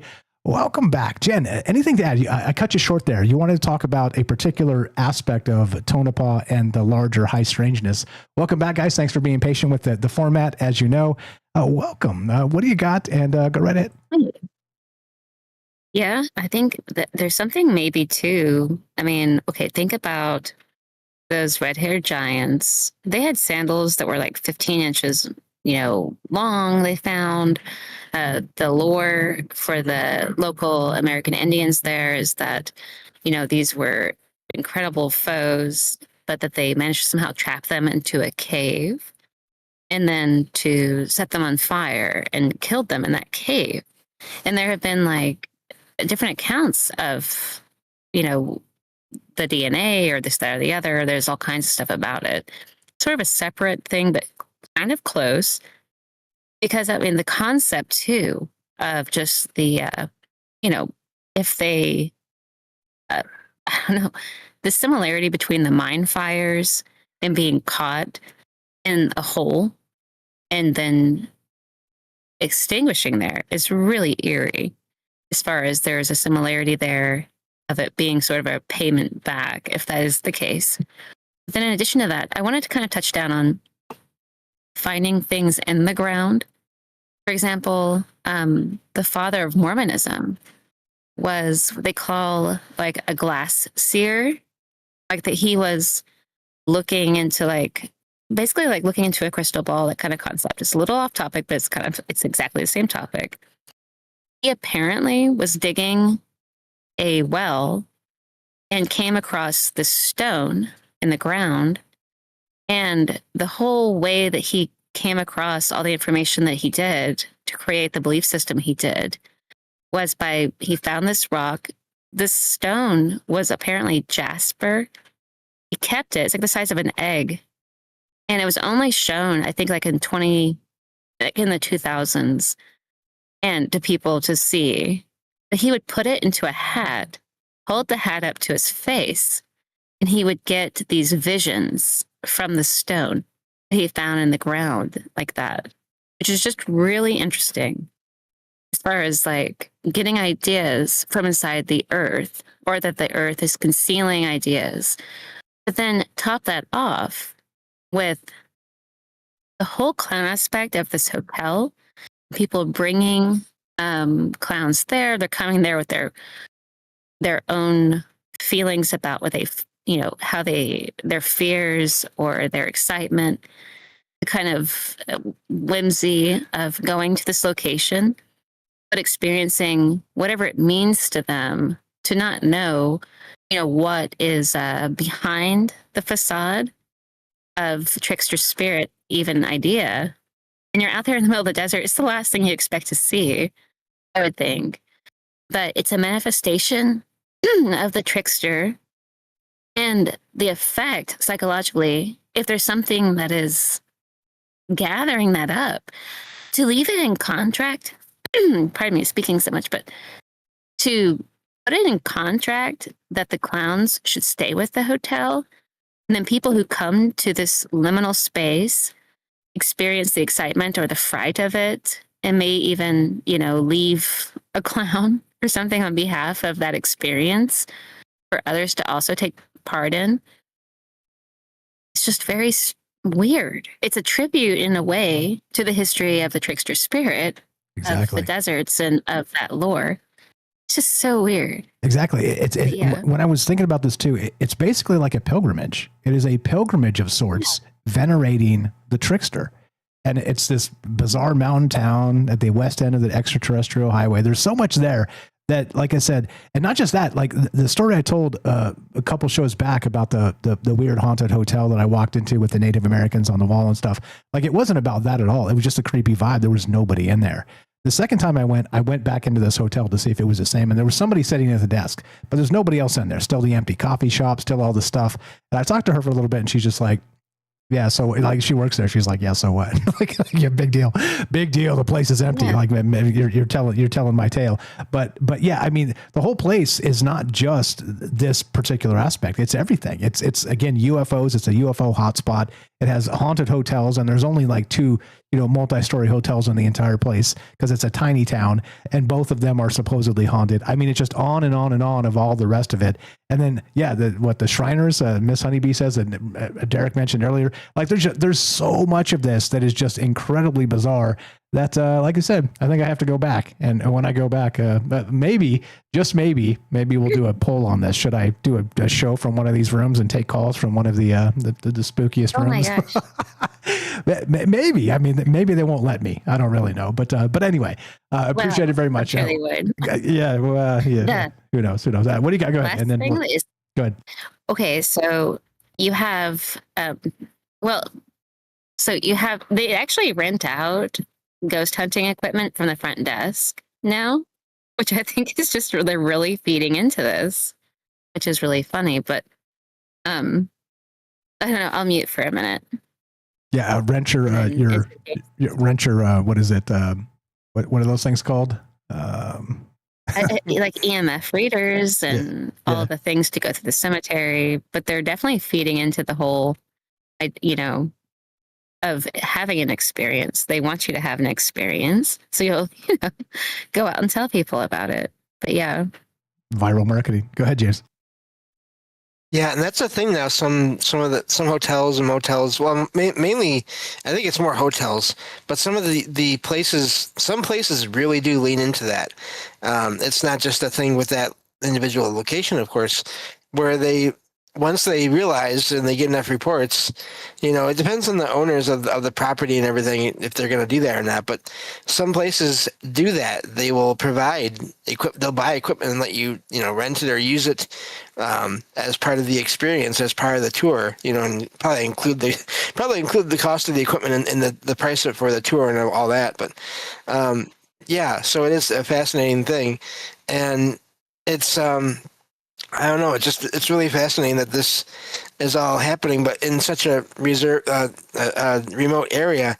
The other thing I wanted to mention too, the whole thing with it being so close to the government property and the alien highway and all that, is this whole supposed connection or possible explanation for aliens, at least maybe some, that people have proposed in over the really last several decades now, that doesn't get a ton of talk about it all the time, but I think we've talked about it here. The idea that when some people are encountering aliens, what they're really encountering is more of like just a trickster spirit or entity, but also it may also have used the image or the appearance of the fae or fairies as well, and people pointing out similarities between those two in what they do and how they act in some cases. And you have all that, again, that shape-changing trickster energy all right there, but right near the clown motel, which again, shape-shifting and all that, it's all seems like it could be, you could connect it all if you really wanted to. Yeah, it seems like there's a lot of connections here. Like I said, more than I thought personally, because I'm only one person, but we get together and some wild things pop out of these conversations because everybody sees everything just a little bit differently, and that's good. As usual, look, this is the whole point of doing this, is talking to people and kind of looking at these ideas, even places we haven't been to. Look, I've been to this place. I do plan on going back, and so look, I don't know. The thing I do know is that there's something to this place.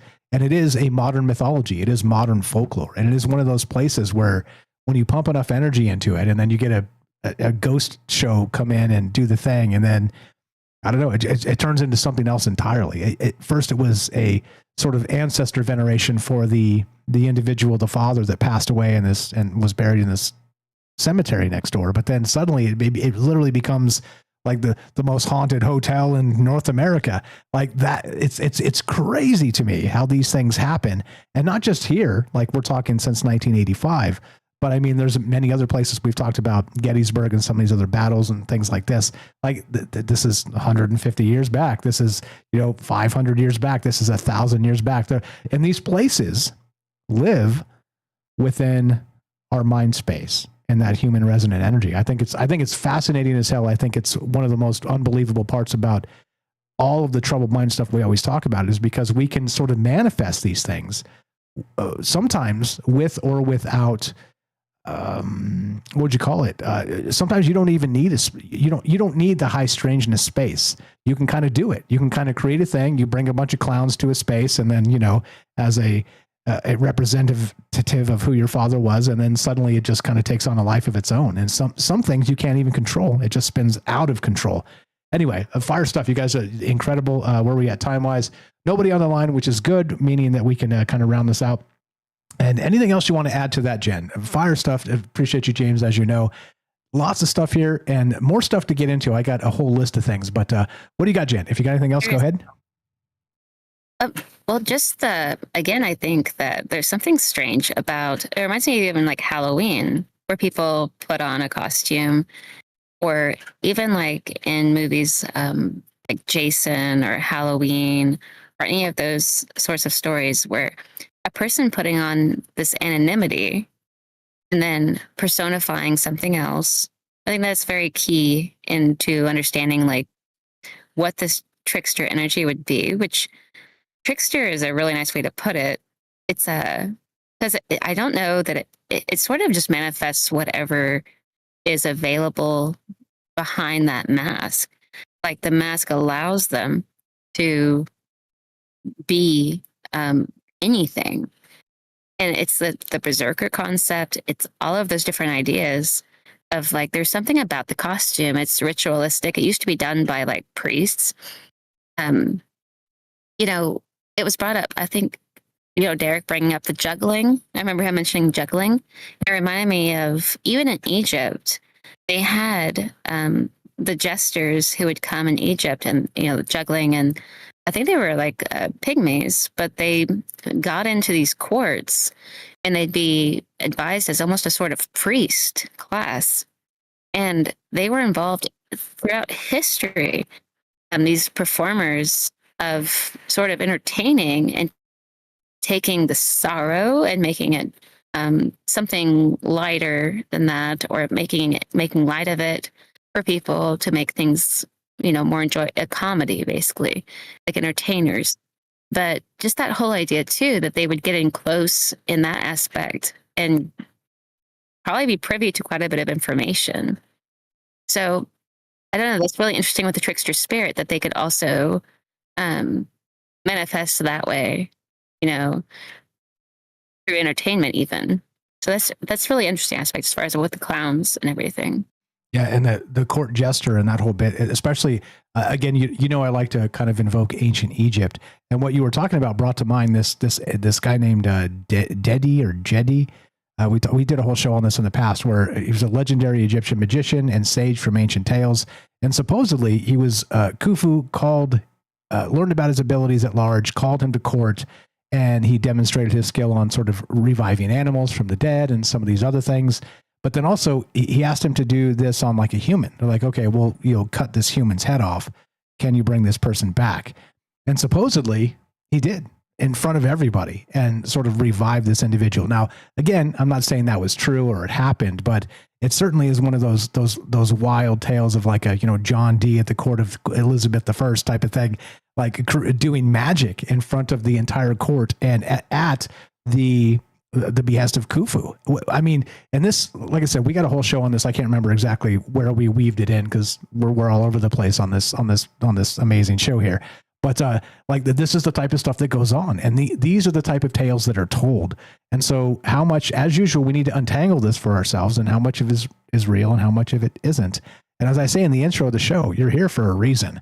It's probably because you've seen some wild stuff, or heard of some wild stuff, and take it seriously. And that's the point. So, how much of it is real, James? What you got?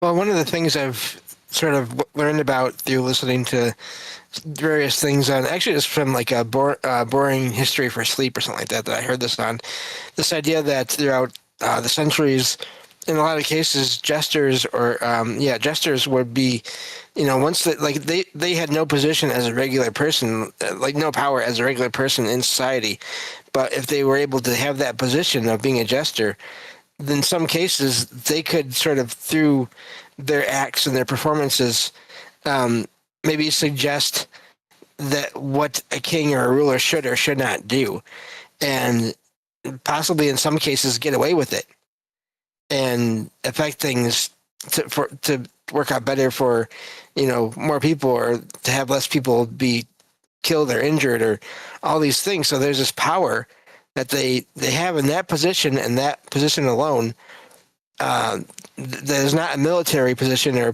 political position. Well, I guess it kind of is in a way, but that they would not have as just a someone living in the region, like what I guess I don't know if they call it peasant or what, just a regular person with no place in the hierarchy.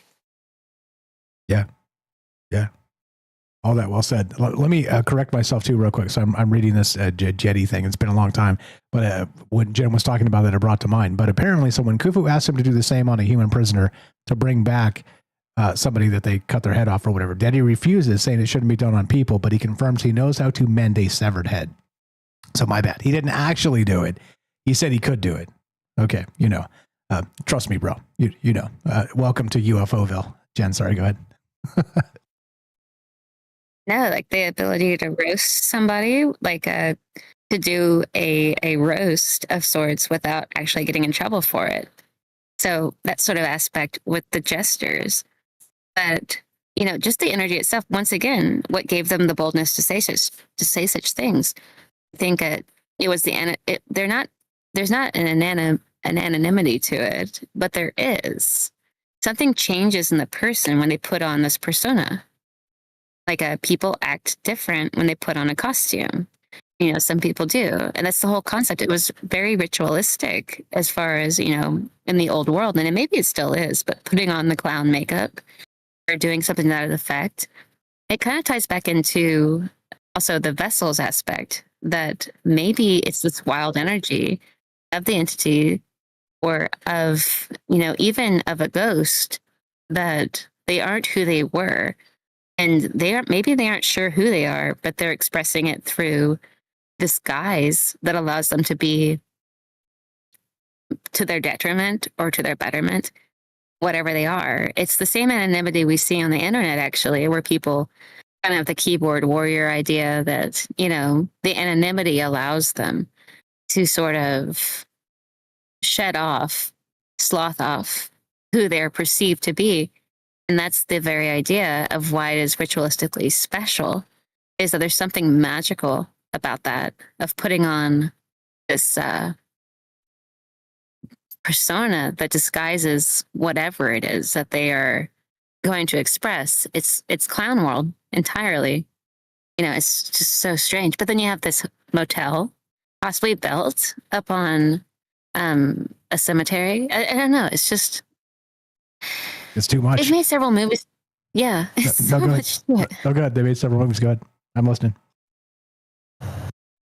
Just that they made movies even. They've had to do this, I think, to sort of make sure that the town, there's something they want people to really see this space. And it deserves that, because there has been a great deal of sacrifice given in that location. If you think about that mining town as it was, and that it turned out what it didn't go to the people. It went to these individuals that were running these big names. Some of them became senators. But that town itself, of 50,000 people, they were there for that very reason, is to mine up that silver. And then there were consequences that they had to pay, but are there consequences at a higher level to be paid as well? So it's really interesting. Yeah, well said. What a clown, right? Yeah, exactly. Exactly. Welcome to the Silver State. If you've never been to Nevada, I highly recommend it. It's a beautiful place. Okay, so I want to point this out too as part of this. Now, it's in the write-up, so I think it's, and I'd never heard of this as I was kind of going through the information, and as usual, like this is the most wonderful thing about this. One of the most wonderful things. The most wonderful thing is you guys. Everybody listening is being part of this. One of the other wonderful things that comes about is I learned tons of stuff I never would have known, because I'm sort of forcing myself to delve these rabbit holes of, okay, so if this, then that type of stuff. And it leads me into some of these places and spaces I've never heard of or never considered. And I think it's absolutely fantastic. And in this particular space, I want to point this out. There's something called the Heyoka, Heyyoka, and it is a type of sacred clown shaman in the culture of the Sioux Indian, Sioux, of the Great Plains in North America. The Heyoka is a contrarian, jester, and satirist who speaks, moves, and reacts in opposite fashion to the people around them. Only those having visions of the thunder beings of the West, the Wakinyan, pardon my Sioux, I don't speak it, and who are recognized as such by the community, can take on the ceremonial role of the Heyoka. It is, and look, this was part of it. And so not only that, like Tonopah is deeply embedded into that southwest space of what used to be Mexico, and then the 1865 Battleborn is the year that we became a state. Nevada here. I mean, there's so many things that are just incredible as part of it. And so by bringing this up and the native traditions and a lot of these things that really fit into a lot of the more Western ways, the more modern Western ways that we talk about and think about things these days, I want to point out that there are so many things in your own areas where all of you live that will blow your mind. Please take some time and go learn them, go find them, go figure them out. Go consider what the hell is happening around you on sacred ground beneath your own feet of ancestors who have gone back thousands of years, right where you live. Right where you live. I promise you, there's something incredible that happened around you sometime in the past. Go learn about it. Go think about it. Let's talk about it. Let's wrap this up. James, anything to add? We'll finish with Jen. And thanks for being here, guys. Yeah, it's, I'm sort of planning on in the long term here, starting a local paranormal discussion group kind of thing here, in part to do that, in part to learn about this area and that I'm in myself, and to get other people to help me with that. And, because I am curious, it's something I haven't been able to look into so much on my own as I like to. And yeah, I definitely, I agree. Learning about these areas and the past and all that, I think it's important, because I don't think that it's always out and open to everyone, unless you do look. Yeah, it's like the old crank in town knows all the things. Like, oh, go ask old man Mike. He'll tell you he knows all about that stuff, but nobody else knows about it. Why? Like, let's learn about this stuff. That's what this is all about. I appreciate you guys very much. Thanks for being Johnny on the spot. Thanks for doing the research. Thanks for caring about the ideas, and thanks for just being here. Jen, what you got? And let's wrap it up. Yeah, I had a great time, and it was really interesting looking into it. I love doing that. I love finding things like this in little pockets. And then I hadn't heard a lot about this, and I'm glad I looked into it. And like what James was talking about with kind of creating that sort of paranormal group, I think that's just awesome. I mean, to hear local lore and ideas like that and be able to tie in, there's so much going on to be distracted with, but it ties into a lot of the personal archetypes. Sometimes it rings true for people about something that they kind of needed to hear. So I think it's just really interesting, and I appreciate. Thank you for having me. Thanks for being here. You're one of us. You're definitely one of us. You're welcome back anytime, as you know. Please follow these amazing people, James and Jen, alphabetically. That's why I do that.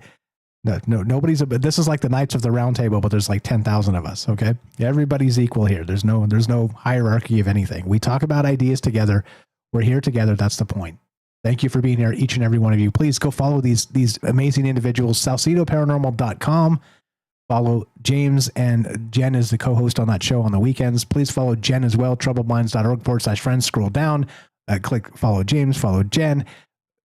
Look, this is what this is about. Let's inspire people to create new things, to delve into the past and recognize that, look, the modern aspect of the West is, it's wonderful, right? Like, we're blessed in a lot of ways, but also we are accelerating, not just technologically, but we're accelerating to forgetting our past.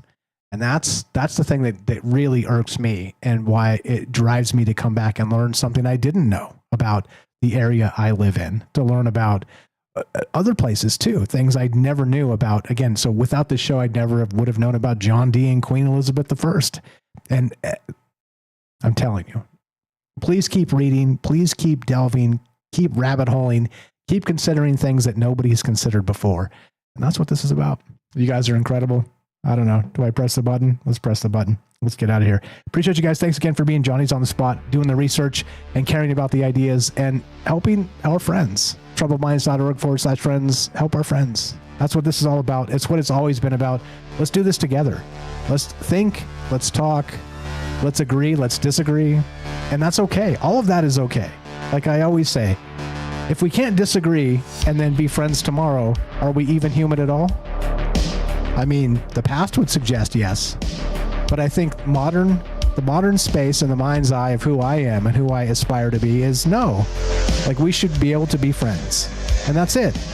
Talk about these things and teach each other what we don't know. Because let me tell you what, contrary to popular belief, I don't know everything. I know. Mike's playing the clown jester now, right? Okay, you get the idea. Duh.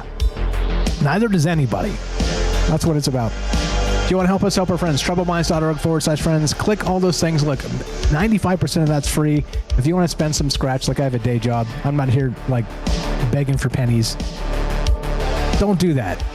Help our friends. Go buy the stuff they're selling, the people that are selling them, the books, all the things they're doing. For sure, go follow all the free stuff. If you haven't done that, you're hurting my feelings. Thanks for being part of this. Thanks for caring. Thanks for wondering what comes next, because look, I don't know what comes next either. The Tuesday show, I don't know. I don't know what comes next. I don't know. I'm waiting for inspiration to strike me. And so this is really a show about human inspiration. That's what it's always been about. Yeah. If you want to help Troubled Minds directly, spread the word. Let people know a conversation is happening where we're not going to tell you who to vote for. We're not going to do everybody else's narratives. We're going to follow that inspiration. We're going to rabbit hole. We're going to learn new things together, and we're going to talk about them. And we're going to teach each other things. Right? I feel like the shamans of old would have been doing this. And I feel like the shamans of new are us in this space. So thank you again for being part of it. That's it. As we finish, I don't even know the time. What's the time? Okay, we're good enough. That's it. We're not going to tell you who to vote for. We're not going to chase down political ideals. We're not going to like do the narratives that everybody does in the space, but recognize that everything is a narrative. This is what I always talk about. Everything is a narrative, and you can take data points from all over the world and create your own narrative and your own cult and your own wild idea about what is or what isn't. And also, by the way, how do you like the new digs? You see the background? You see the clouds actually rolling in like a dynamic space between the yeah, that's all new. Everything's new tonight. I spent some time this weekend kind of doing housekeeping, getting everything back, but we got clouds rolling behind the Troubled Minds thing. Yeah. Anyway, that's that. Thanks for being cool and chill. Thanks for understanding that I'm not perfect. Duh. And thanks for considering ideas that may make you uncomfortable, because we do talk about religion and mythology and folklore and how it all comes together. As we finish, it goes exactly like this. Be sure, be strong, be true. Thank you for listening. From our troubled minds to yours, have a great night. And that one goes out to both Jen and James. Thanks for being here. Thanks for helping me put this together. And thanks for doing the research and being Johnny's on the spot. You're the best.